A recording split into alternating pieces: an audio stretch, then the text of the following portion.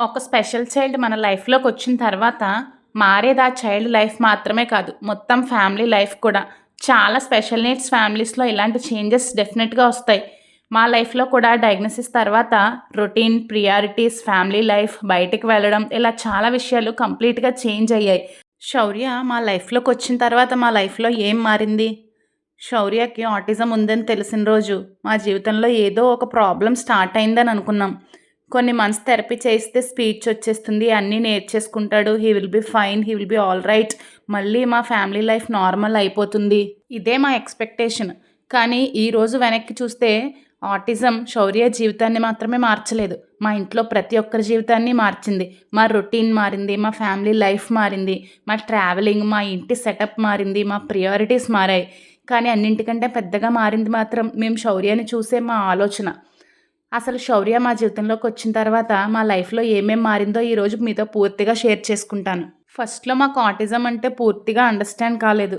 శౌర్యకి diagnosis వచ్చిన తర్వాత కూడా ఆటిజం గురించి మాకు కంప్లీట్ అండర్‌స్టాండింగ్ అయితే రాలేదు. ఎందుకంటే చిన్నప్పుడు వాడు కొన్ని వర్డ్స్ రిపీట్ చేయడానికి ట్రై చేసేవాడు.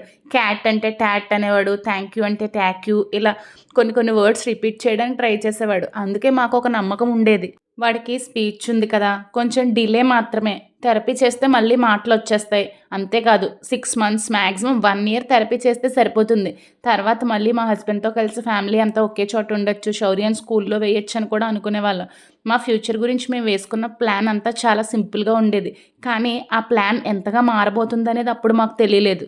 ఇన్‌ఫాక్ట్ వాడికి ఆటిజం డయాగ్నోస్ అయిన తర్వాత ఇంట్లో మనుషుల ఆలోచన విధానం ఇది మాత్రమే మారడం కాకుండా, ఇంట్లో ఏ వస్తువు ఎక్కడ ఉండాలి అనే ఈ సెటప్‌లో కూడా చాలా చేంజెస్ వచ్చాయి నిజంగా. ఫస్ట్‌గా మారింది మా రోజువారీ రొటీన్. డయాగ్నోసిస్‌కి ముందు మా ఇంట్లో పెద్దగా ఫిక్స్డ్ రొటీన్ ఉండేది కాదు.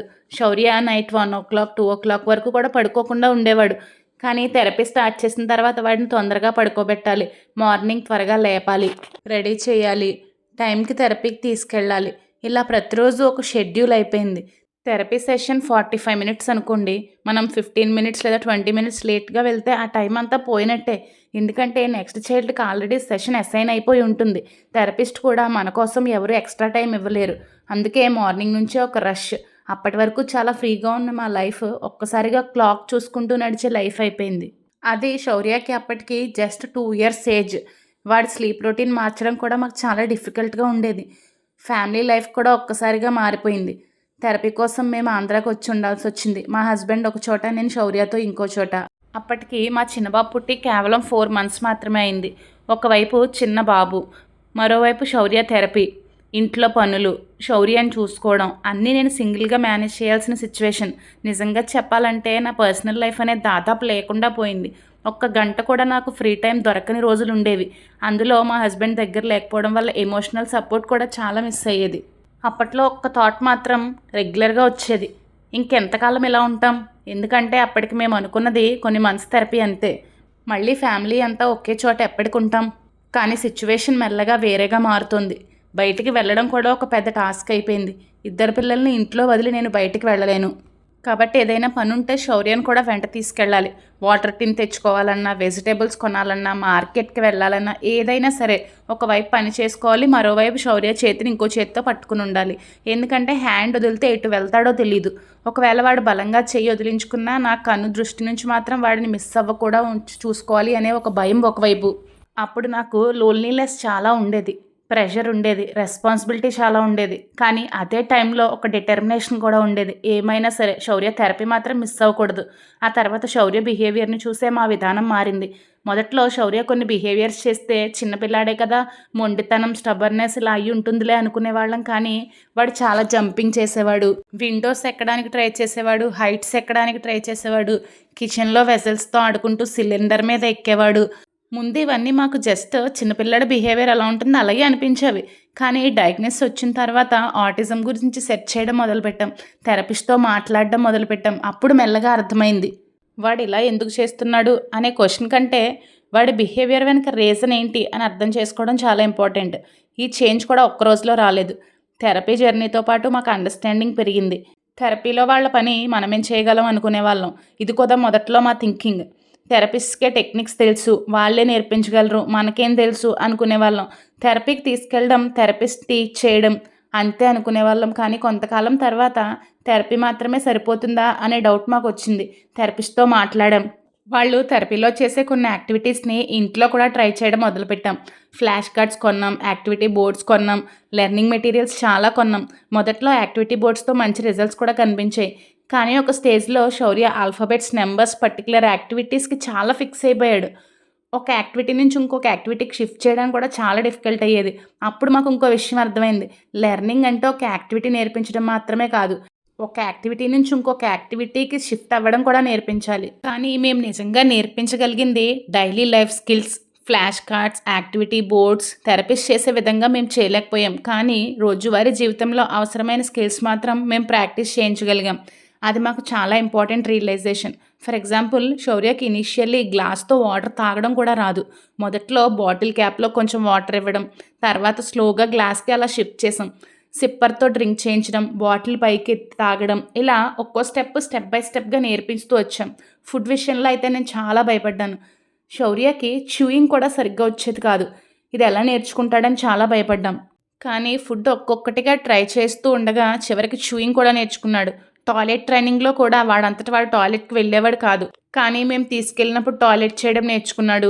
డ్రెస్సింగ్, షూస్ ఇలాంటి స్కిల్స్ థెరపీలో నేర్పిస్తూనే ఉన్నారు. కానీ ఇంట్లో కూడా మేము ఇన్సిస్ట్ చేస్తూ, మోటివేట్ చేస్తూ ప్రాక్టీస్ చేయించాం.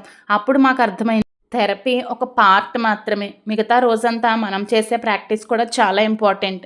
మెయిన్‌గా పెద్దయ్యాక అన్నీ వచ్చేస్తాయనే మా నమ్మకం అక్కడే మారింది. ఇది నా పర్సనల్‌గా చాలా పెద్ద రియలైజేషన్. ముందు నేను అనుకునేదాన్ని, చిన్నపిల్లాడే కదా, పెద్దయ్యాక అన్నీ వచ్చేస్తాయి. కానీ ఒక సింపుల్ స్కిల్ నేర్చుకోవడానికి శౌర్యకి ఎంత టైం పడుతుందో చూసిన తర్వాత ఆ బిలీఫ్ కంప్లీట్‌గా మారిపోయింది. ఒక టీ షర్ట్ వేసుకోవడం, ఒక ప్యాంట్ వేసుకోవడం, ఒక చిన్న డైలీ లైఫ్ యాక్టివిటీ నేర్చుకోవడానికి కూడా 1 వీక్ టు 10 డేస్ పట్టేది. అదే టైంలో మా చిన్నబాబుని అబ్జర్వ్ చేస్తే 2 ఇయర్స్ ఏజ్‌లోనే తనంతట తానే డ్రెస్ చేసుకోవడానికి ట్రై చేసేవాడు. అప్పుడు నాకు అర్థమైంది, శౌర్యకి స్కిల్ రాదు అని కాదు, వాడికి లెర్నింగ్‌కి ఎక్కువ టైం కావచ్చు. అప్పటి నుంచి మా క్వశ్చన్స్ కూడా మారిపోయాయి. ముందు ఇది ఎందుకు రావడం లేదు అనుకునేవాళ్ళం. ఇప్పుడు వాడికి ఇది ఎలా నేర్పితే వస్తుంది, ఎలా నేర్పిస్తే అర్థమవుతుంది. ఈ చిన్న చిన్న ఇంప్రూవ్మెంట్స్ మాకు చాలా పెద్దవి. శౌర్య పేరు పిలిస్తే రెస్పాన్స్ ఇవ్వడం, కూర్చో, వాటర్ తాగు, ఇలాంటి చిన్న చిన్న కమాండ్స్ కొంచెం కొంచెంగా అర్థం చేసుకోవడం. ఇవి బయట వాళ్ళకి చాలా చిన్న చేంజెస్ అనిపించవచ్చు. కానీ ఒక పేరెంట్కి ఒకప్పుడు మన మాట పట్టించుకొని పిల్లాడు ఇప్పుడు మనం చెప్పిన దాన్ని కొంచెం అర్థం చేసుకొని రెస్పాండ్ అవుతున్నాడంటే ఇది చాలా పెద్ద విషయం. అప్పుడే నాకు ఒక కాన్ఫిడెన్స్ వచ్చింది. ఇప్పుడు రాలేదంటే ఎప్పటికీ రాదు అని కాదు. స్పీచ్ కంటే పెద్దగా మాకు ఇంకో కన్సర్న్ వచ్చింది. మొదట్లో స్పీచ్ గురించి మాకు ఒక హోప్ ఉండేది, ఎప్పటికైనా మాట్లాడతాడు, ఎందుకంటే ఒకప్పుడు వర్డ్స్ రిపీట్ చేయడానికి ట్రై చేశాడు కదా. కానీ కాలం గడిచే కొద్దీ మాకు ఇంకో డౌట్ చాలా ఎమోషనల్గా అనిపించేది. శౌర్య ఇండిపెండెంట్గా అవుతాడా? మేము ఉన్నంతకాలం మేము చూసుకుంటాం, కానీ మా తర్వాత ఎవరు చూసుకుంటారు? ఈ క్వశ్చన్స్ ఇప్పటికి కూడా మమ్మల్ని ఎమోషనల్ చేస్తూనే ఉంటాయి. అందుకే ఇప్పుడు శౌర్యకి నేర్పించే ప్రతి చిన్న స్కిల్ని ఒక ఫ్యూచర్ ఇండిపెండెంట్ స్టెప్గానే చూస్తాను. వాటర్ తానే తాగడం, డ్రెస్లో ఒక స్టెప్ తానే చేయడం, సింపుల్ కమాండ్స్ అర్థం చేసుకోవడం, ఇవి చిన్నవి కావు. వాడి ఫ్యూచర్కి ఇవన్నీ ఇంపార్టెంట్ స్కిల్స్. మా ఫ్యామిలీ ప్రియారిటీస్ కూడా కంప్లీట్గా చేంజ్ అయిపోయాయి. నాకు ట్రావెలింగ్ అంటే చాలా ఇష్టం. మా హస్బెండ్ సివిల్ ఇంజనీర్. ఆయన జాబ్ వల్ల డిఫరెంట్ స్టేట్స్లో ఉండే అవకాశం ఉండేది. ఫ్యామిలీ అంతా కలిసి డిఫరెంట్ ప్లేసెస్ చూడాలి అనేది నా డ్రీమ్. కానీ శౌర్య జర్నీ తర్వాత ట్రావెల్ కంప్లీట్గా తగ్గిపోయింది. ట్రైన్స్, బస్సెస్లో శౌర్యాన్ని మేనేజ్ చేయడం ఒకప్పుడు చాలా డిఫికల్ట్. అందుకే మా ఫైనాన్షియల్ కంఫర్ట్కి పెద్దగా మ్యాచ్ కాకపోయినా శౌర్యాన్ని మేనేజ్ చేయడానికి కార్ తీసుకోవాల్సిన సిచ్యువేషన్ వచ్చింది. షాపింగ్ కూడా మ్యాక్సిమం ఆన్లైన్కి షిఫ్ట్ అయిపోయాం. ఫంక్షన్స్కి, అవుటింగ్స్, షాపింగ్స్కి వీలైనంత వరకు శౌర్యాన్ని తీసుకెళ్ళడానికి మేము ట్రై చేస్తూనే ఉంటాం. కానీ ఇప్పుడు ఒక సింపుల్ థింగ్ కూడా చేంజ్ అయింది. మేమిద్దరం కలిసి ఒకేసారి భోజనం చేయడం కూడా కొన్ని సందర్భాల్లో కుదరదు. ఒకరు శౌర్యాన్ని చూసుకుంటే ఇంకొకరు తింటారు, తర్వాత రోల్స్ చేంజ్ అవుతాయి. మా ఇంటి సెటప్ కూడా శౌర్యకి ఫేవరబుల్గా మారింది. ఇది వింటే కొంచెం ఫన్నీగా అనిపించవచ్చు. మా ఇంట్లో ఒకప్పుడు చైర్ కూడా ఉండేది కాదు. శౌర్య చిన్నగా ఉన్నప్పుడు చైర్ మీద ఎక్కి డేంజరస్ థింగ్స్ చేయడానికి ట్రై చేసేవాడు. కబోర్డ్స్లో క్లాత్స్ అన్నీ బయటకు తీసి లైన్లో పెట్టడం వాడికి అదొక game. Medicines, syrups, costly things ఏవైనా వాడికి అందకుండా పెట్టేవాళ్ళం. విండోస్ దగ్గర అయితే ఇంకా కేర్ఫుల్. ఇప్పుడు చాలా బిహేవియర్స్ తగ్గిపోయాయి. కానీ సేఫ్టీ విషయంలో మేము ఇప్పటికీ చాలా కేర్ఫుల్గానే ఉంటాం. అంటే ఆటిజం మా రొటీన్ని మాత్రమే కాదు, మా ఇంటి అరేంజ్మెంట్ని కూడా మార్చింది.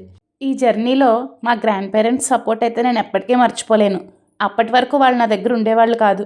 కానీ నా సిచ్యువేషన్ చూసి నేను ఇద్దరు పిల్లలతో ఎంత స్ట్రగుల్ అవుతున్నానో అర్థం చేసుకుని వాళ్ళు నా దగ్గర ఉండి సపోర్ట్ చేశారు. చిన్న బాబుని చూసుకోవడం, శౌర్య థెరపీ జర్నీ, ఇంటి పనులు, ఇప్పటికీ వాళ్ళ సపోర్ట్ నాకు చాలా ఉంది. అలాగే మా హస్బెండ్ సపోర్ట్ కూడా చాలా ఇంపార్టెంట్. శౌర్య అప్పట్లో మిడ్నైట్ 1, 2, 3 o'clock ఇలా లేచి ఏడ్చేవాడు. నేను డే అంతా శౌర్యతో ఉండి ఆల్రెడీ ఎగ్జాస్టెడ్గా ఉండేదాన్ని. ఆ టైంలో మా హస్బెండ్ శౌర్యని బైక్ మీద తీసుకెళ్ళి వాడు కామ్ అయ్యే వరకు తిప్పి మళ్ళీ పడుకోబెట్టి తీసుకొచ్చేవారు. ఎందుకంటే శౌర్య దేనికి కామ్ అవుతాడో మాకే తెలుసు. నేను డే మేనేజ్ చేసుకుంటే ఆయన నైట్స్ మేనేజ్ చేసేవారు. ఆ సపోర్ట్ నాకు చాలా నిజంగా పెద్ద హెల్ప్. కానీ చివరికి బిగ్గెస్ట్ చేంజ్ శౌర్యలో కాదు మాలో వచ్చింది. ఇన్ని ఇయర్స్ వెనక్కి తిరిగి చూస్తే మా రొటీన్ మారింది, ఫ్యామిలీ లైఫ్ మారింది, ట్రావెల్ మారింది, షాపింగ్ మారింది, హౌస్ సెటప్ మారింది, పర్సనల్ టైం తగ్గింది, ఫ్యూచర్ గురించి మా థింకింగ్ మారింది. కానీ అన్నింటికంటే పెద్ద చేంజ్ మాత్రం మా ఐడియాలజీలో వచ్చింది. ముందులో మేము అనుకునే వాళ్ళం పిల్లలు పెద్ద అయ్యాక స్కిల్స్ వాటంతట వాళ్ళే వచ్చేస్తాయి, వాళ్ళంతట వాళ్ళే నేర్చేసుకుంటారు. ఇప్పుడు మేము అలా అనుకోం. ప్రతి చైల్డ్కి ఓన్ పేస్ ఉంటుంది. ముందు థెరపిస్ట్ చేంజ్ తీసుకొస్తారు అనుకున్న మేము ఇప్పుడు థెరపీస్ జస్ట్ ఒక పార్ట్. మనం ఇంట్లో చేసే ప్రాక్టీస్ కూడా చాలా ఇంపార్టెంట్. ముందు ఇది ఎందుకు రావడం లేదు అనుకునే మేము ఇప్పుడు వాడికి ఇది ఎలా నేర్పితే వస్తుంది, ఎలా నేర్పితే అర్థమవుతుంది. ఇదే శౌర్య మా జీవితంలో వచ్చాక మాకు వచ్చిన పెద్ద బిగ్గెస్ట్ చేంజ్. ఆటిజం వచ్చిన తర్వాత మా జీవితం ఆగిపోలేదు, మారిందంతే. శౌర్యాన్ని మార్చడం కంటే శౌర్యని అర్థం చేసుకోవడం మేము నేర్చుకున్నాం.